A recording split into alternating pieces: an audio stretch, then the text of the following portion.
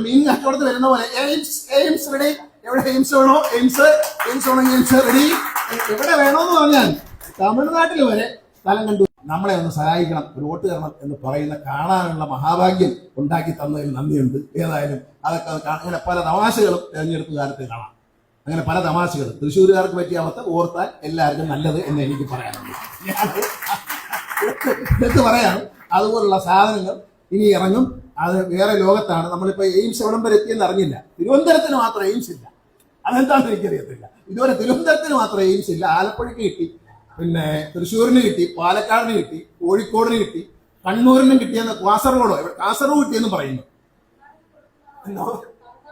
തമിഴ്നാടിനും കൊടുക്കുമെന്നാണ്. ഇവിടെ ഇപ്പൊ വളരെ വ്യാപകമായ വിതരണമാണ്. കാരണം ഇതിങ്ങനെ പെട്ടിക്കകത്ത് വെച്ചിരിക്കുകയാണ്. നമ്മളിങ്ങനെ പണ്ടൊക്കെ ആൾക്കാർ വരും, മീൻ എന്നൊക്കെ വിളിക്കത്തില്ലേ വണ്ടി. അതുപോലെ മീൻ കച്ചവടത്തിൽ വരുന്ന പോലെ എയിംസ് റെഡി. എവിടെ എയിംസ് വേണോ എയിംസ് വേണമെങ്കിൽ എയിംസ് റെഡി. എവിടെ വേണോന്ന് പറഞ്ഞാൽ തമിഴ്നാട്ടിൽ വരെ സ്ഥലം കണ്ടുവച്ചു വരും. ഏതാ എയിംസിന് സ്വന്തമായിട്ട് വല്ല സ്ഥലം ഉണ്ടോ എന്ന് അറിഞ്ഞൂടെ കൊടുക്കാനായിരിക്കും ചിലപ്പോൾ അറിയാം. വിലയ്ക്ക് കൊടുക്കാനേ, ഫ്രീ ആയിട്ട് കൊടുക്കാനല്ല.